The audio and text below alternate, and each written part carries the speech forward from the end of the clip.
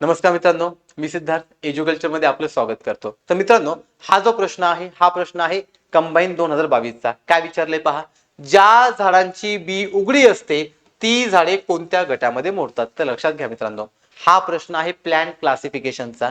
जर आपण प्लांटचं क्लासिफिकेशन पाहिलं तर आपल्याला ते दोन ग्रुपमध्ये पाहायला मिळतं. एक ग्रुप आहे आपल्याकडे क्रिप्टोगॅम, लक्षात घ्या.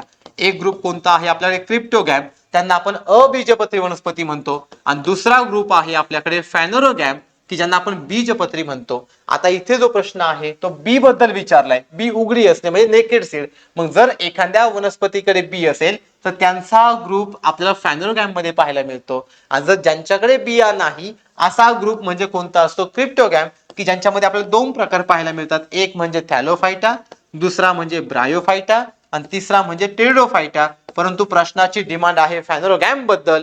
जर फॅनोरोगॅमचा आपण विचार केला तर इथेही दोन प्रकार पाहायला मिळतात. एक आहे जिम्नोस्पर्म, दुसरा आहे अँजिओस्पर्म. आता इथे असणारे दोन प्रकार कोणत्या आधारावरती पडतात मित्रांनो? तर जिम्नोस्पर्म मध्ये असणाऱ्या बियांना कव्हरिंग नसते, म्हणजे ते नेकेड असतात. Example coconut. आणि जर आपण इकडे अँजिओस्पर्मचा विचार केला तर यांना असणाऱ्या बियांना आवरण पाहायला मिळतं, कव्हरिंग पाहायला मिळते. एक्झाम्पल आपण मँगो पाहतो, सो मँगोला आतमध्ये सीड आहे, बाहेरून कव्हरिंग आहे, म्हणजे ते झाले अँजिओस्पर्म. मग लक्षात घ्या मित्रांनो, इथे विचारले झाडांची बी उघडी असते. मग झाडांची बी उघडी कशामध्ये असते? जिम्नोस्पर्म मध्ये. सो जिम्नोस्पर्म या प्रश्नाचं काय झालं? तर आन्सर झालं. थँक्यू.